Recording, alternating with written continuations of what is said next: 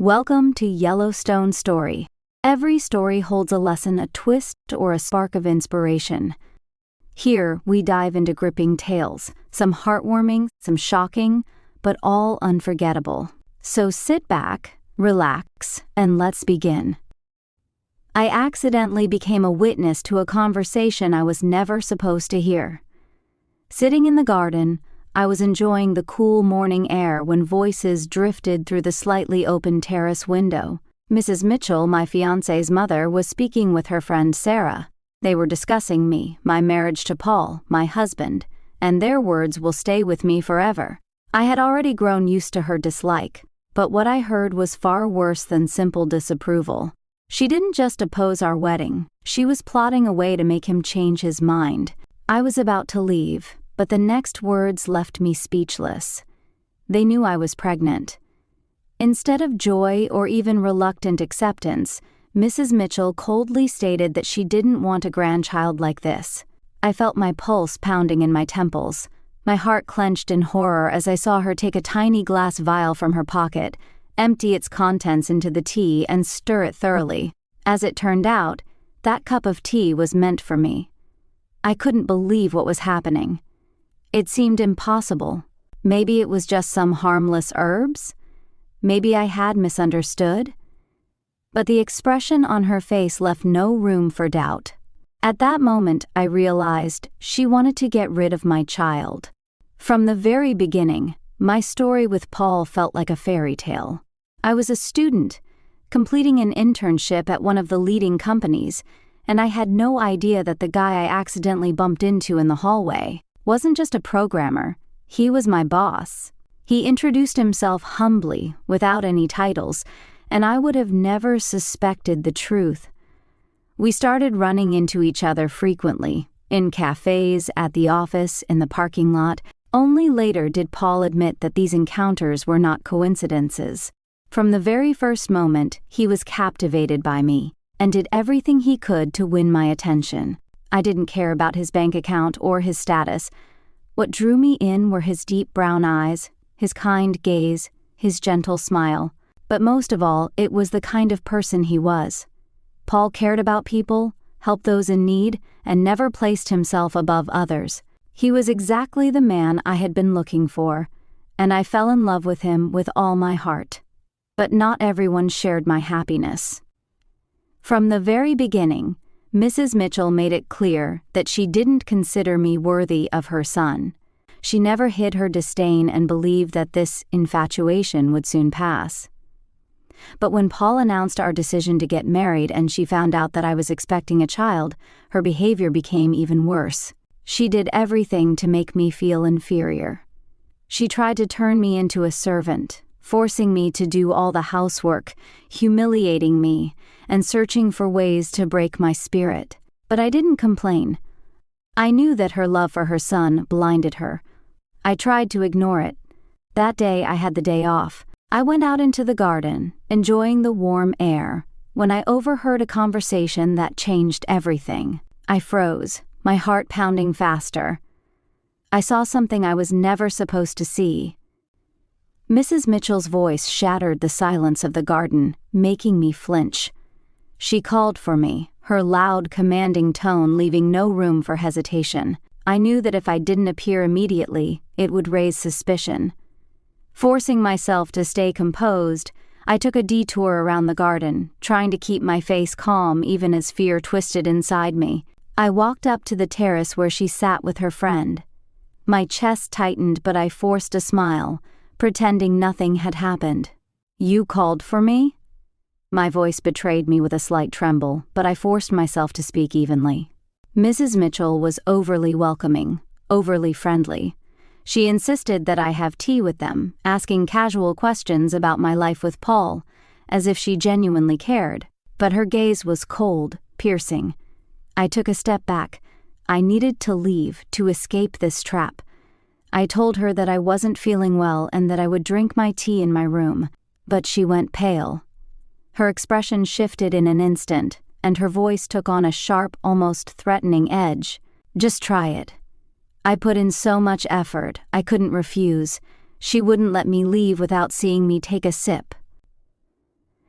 As I raised the cup to my lips, a shiver ran down my spine. I barely let the liquid touch my lips, careful not to swallow. Then I smiled as if I was savoring the taste. Magical tea. Very pleasant, I said. I'll drink it in my room and go straight to bed. She studied me closely, then gave a slow nod. All right, I'll check later.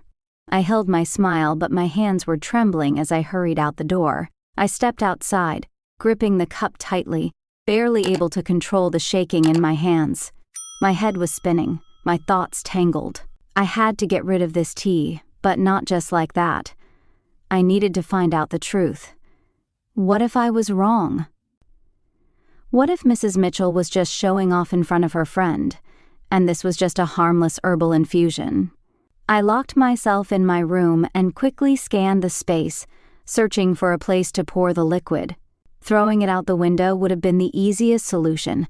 Under the sun, it would evaporate in no time, leaving no trace. But no. I needed to know what exactly she had put in it. I found a small empty water bottle, carefully poured the tea into it, and hid it in my bag. I left the cup empty on the nightstand and lay down on the bed, closing my eyes. My heart pounded in my chest as I heard the quiet creak of the door.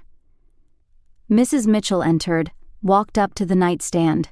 A few seconds of silence passed, and then I heard a low, sinister chuckle. My breath caught, but I forced myself to stay still. I couldn't believe this was real. What she had done wasn't just cruelty, it was a crime. No one has the right to decide another person's fate. No one. When Paul came home, I knew I couldn't stay silent. He was the only one who could help me. I told him everything. The conversation I overheard, the tea she had given me, and my fear. He frowned, concern flickering in his eyes. Are you sure? Maybe you misheard? Maybe you were just overheated? I took a deep breath, gathering my strength. I'm sure, Paul. I don't want to believe that your mother could do something like this, but I saw it with my own eyes. I want you to send this tea for analysis. We need to know the truth. Paul agreed. Without hesitation, he called a trusted person and sent the tea for laboratory analysis. The wait was agonizing. I could see how nervous he was, how he tried to keep himself together, but his hands clenched into fists every time he thought about what had happened. When the results came in, I saw his face turn pale. The tea contained a substance that was strictly forbidden for pregnant women. In medical practice, it was used to induce miscarriages in early pregnancy. I sat in a chair, my hands clenched together, watching him. Paul was silent. I knew what he was thinking. How could his own mother do something like this? How could the person who gave him life decide to take the life of his child? It was too cruel, too. Heartless. But he knew that I couldn't have staged this. He knew that my only mistake was trusting people too much. Paul remembered what I had told him about the glass vial his mother had put in her pocket. While Mrs. Mitchell was out, he searched her room. I didn't know how far he was willing to go, but when he returned, he was holding the very same vial in his hands. Of course, she denied everything. When Paul showed her the evidence, Mrs. Mitchell didn't even flinch. She lifted her chin and looked at him with disdain. I've never seen this before. What is it? She responded. She didn't even try to come up with a convincing lie. She simply shifted all the blame onto me. Could it be that your precious Emma is a snake who set me up? I never would have thought. And I was just starting to warm up to her. How disgusting. And after this you still plan to marry her? Her voice dripped with venom. Son, I am your mother. How could I do something like this to you? How could I ever bring myself to harm your child? Think carefully about who benefits from all of this. She wants to trap you, to make you believe that your own mother is the enemy, so she can have complete control over you. She was playing the victim, but I could see the cracks forming in her mask. She was used to manipulating Paul, but now her power over him was slipping. He stood in front of her, gripping the vial tightly, and I saw something shatter in his eyes. Trust, respect, and the belief that his mother could do no wrong. Paul stood in front of his mother, his voice firm, but I could hear the pain in it. "She tried to justify you, Mom. That's why she asked for the tea to be analyzed. She saw you put something in it, but she still hoped she was wrong. You're too cruel. I never thought you were capable of something like this." I watched as her expression changed. She clutched her chest, sank into a chair, and burst into tears. "It was a performance. How dare you? How could you question my words?" Her voice trembled, but there was more anger than hurt in it. "It's all her, your fiancé. She's been trying to turn you against me from the very beginning, and now you trust her more than your own mother." I looked at Paul. His fists were clenched, his face dark. I knew there was a battle raging inside him. He had seen how his mother treated me. He understood that she had never truly accepted me, but to believe she would go this far, it meant destroying the last remnants of faith he had in her. He remained silent for a moment, then took a deep breath. "Would you mind if I invite your friend, Sarah? She can confirm or deny your innocence." Mrs. Mitchell's eyes flashed with something unreadable, but she quickly regained her composure. "Go ahead, call her. That was a great idea. Let her tell the truth. I was only trying to take care of my future daughter-in-law, and this is how she repays me? She decided to frame me, and you actually believed her. I hope you throw her out of this house by the end of the day." She was trying to twist the situation in her favor again, but I could see that Paul was no longer letting her manipulate him. I didn't leave my room. I couldn't. It was too painful to watch Paul torn between love for me and loyalty to his mother. He wanted to believe her. He wanted to find at least some justification for what she had done. But there was none, no excuses. I kept thinking that if he chose her side, I would simply leave. I wasn't going to fight for a place in a family that didn't want me. I couldn't live in constant fear that one day Mrs. Mitchell would try to harm me or my child again. Sarah arrived. I heard how Mrs. Mitchell rushed to her, her voice trembling with desperation as she tried to twist the situation in her favor. "Tell him, Sarah. Tell him that I'm right and that this snake tried to frame me." Silence followed. I barely dared to breathe. Then I heard Sarah's voice. "What do you think? Do you truly believe your mother is capable of something like this?" I imagined Paul clenching his fists. He must have already known the answer, but saying it out loud was difficult. "I believe Emma has no reason to lie," he finally said, "and finding out the truth isn't that hard. This drug is not easy to obtain. It's only available by prescription or through certain connections, and your daughter just happens to be a pharmacist. And my mother wanted me to marry her," Paul finally added. There was no hesitation in his voice, only cold determination. He had connected the dots, and he could no longer ignore the obvious. Sarah exploded. "So you dragged my daughter into this too?" Her voice rang with fury. "What kind of friend does that?" I could hear the growing indignation in Sarah's voice. She turned to Paul and continued, "No, I won't stay silent. Yes, I knew about it. She kept complaining about how miserable she was because of Emma, how much she hated this wedding. You wanted the truth, so listen. Emma didn't lie to you.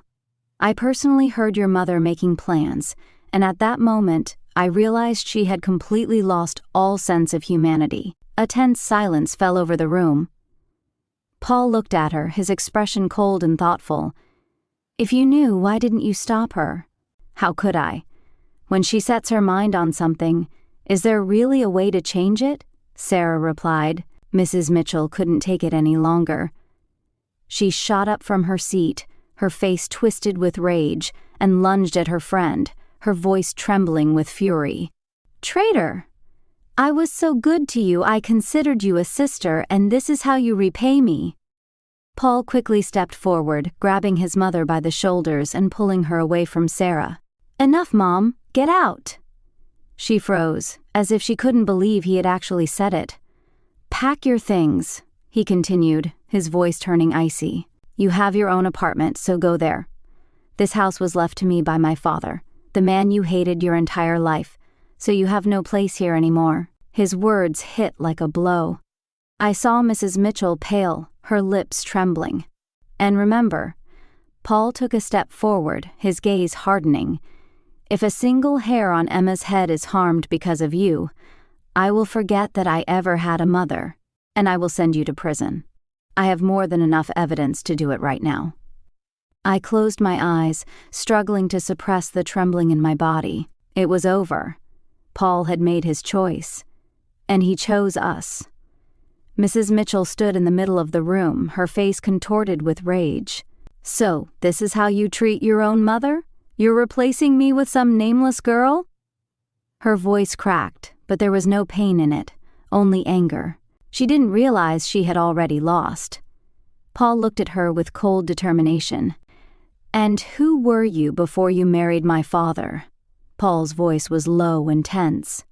"Even back then, you couldn't hide the rot inside you." He took a step forward, his eyes no longer reflecting love, only disappointment. "For years, I wondered why my father left. I blamed him. But now, I'm glad he freed himself from the poison you fed him." "You talk about venomous snakes? Well, your words are their bite.